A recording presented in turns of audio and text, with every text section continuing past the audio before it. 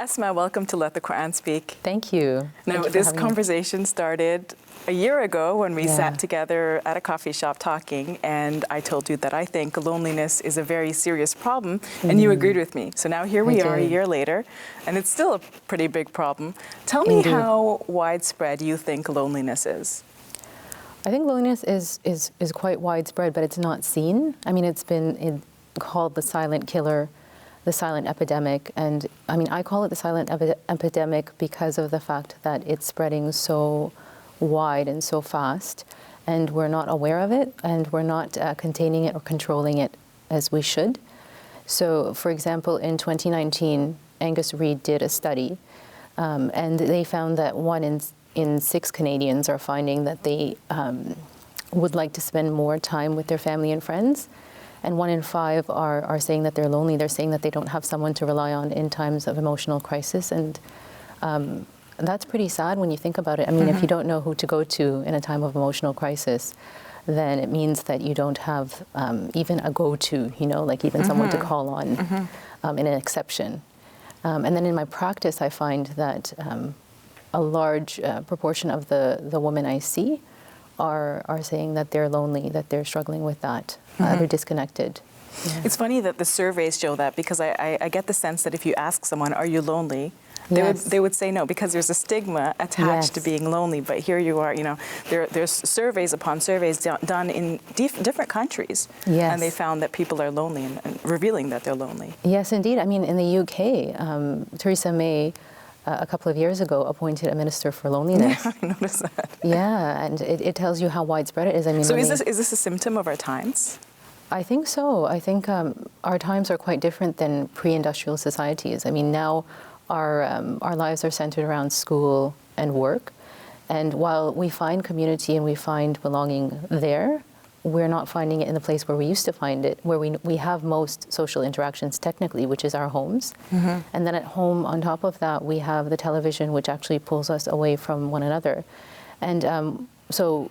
Social media, more than that, right? Like yeah, the internet, exactly. Right? Our phones. Exactly. Like connections that we think we have are actually replacing real connection.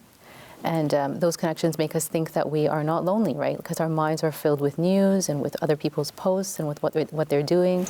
So it's kind of, you know, a fallacy that we're connected, but we're not connected. Yeah. So what can we do about that? I mean, let's say somebody feels like they're lonely. What does that person do? Well, I think it's about naming it. So a lot of people don't know how to identify that they're lonely. And as you said, there's a stigma attached to it, so they don't want to say that they're lonely. But loneliness is really a lack of safety, belonging, and care in a relationship, like meaningful connections.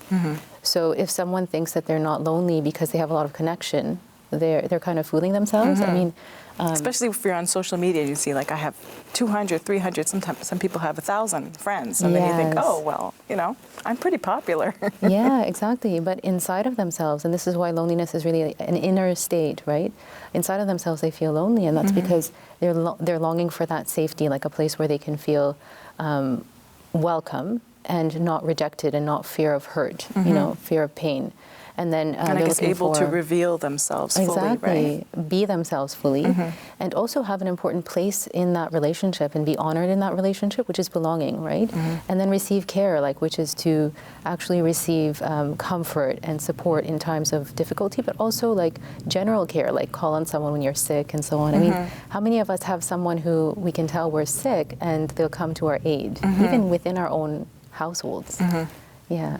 So it's interesting, because when I was trying to read about loneliness, I found that, you know, it's not just that people are objectively lonely, but people feel subjectively lonely. So they might be in a room full of people, but they still feel lonely because they feel like they're not being heard or understood. Yes. So how does a person deal with that situation where, you know, they're around people who should be, you know, comfort and support to them, but aren't doing that necessarily?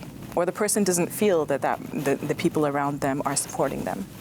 Yeah, so I think you just identified a really important point. Like, it can be the person's feeling that they're not being supported, and then one has to like look within and identify personality traits or fears past trauma that they may be experiencing that are triggering those feelings that I can't trust these people, I can't connect with them, patterns that they have, like of isolating.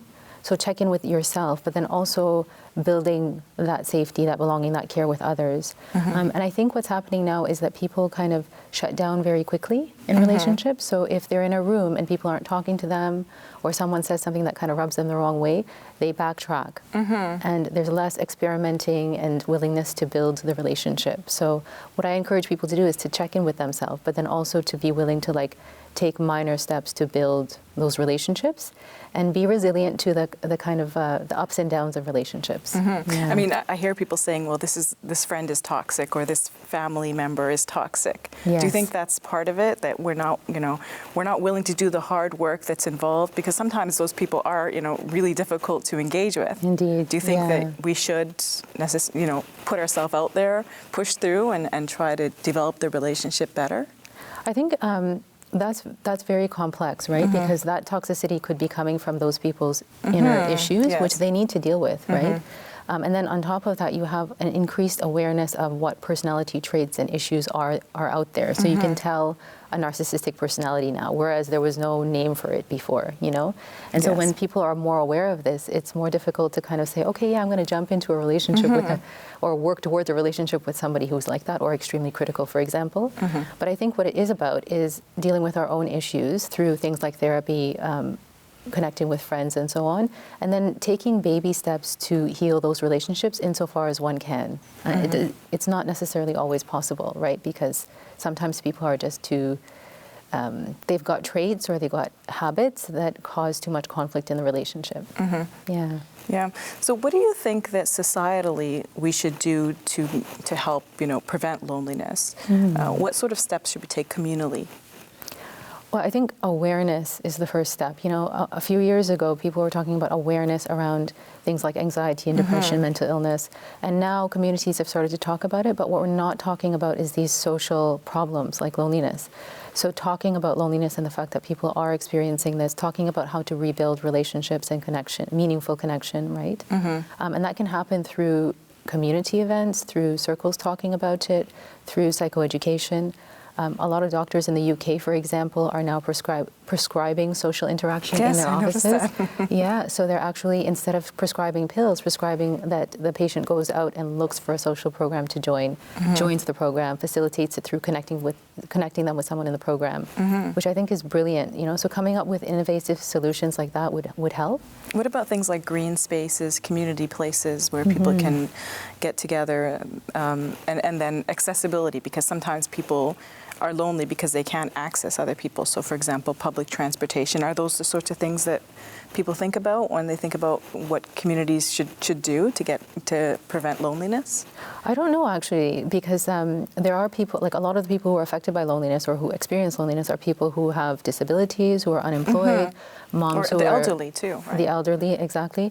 And how do we get to them? That's a great question, And I think one of the ways is to build an awareness so that people who are able can reach out to those individuals and bring them into community spaces. But then community spaces have to be open enough that they'll welcome anyone like who's going through anything. And I think sometimes community spaces can be very focused on a group that's healthy or a group that's socializing or a group that's able to come out. Thank you for sharing your thoughts on this very important topic, Asma. You're most welcome. It's my pleasure.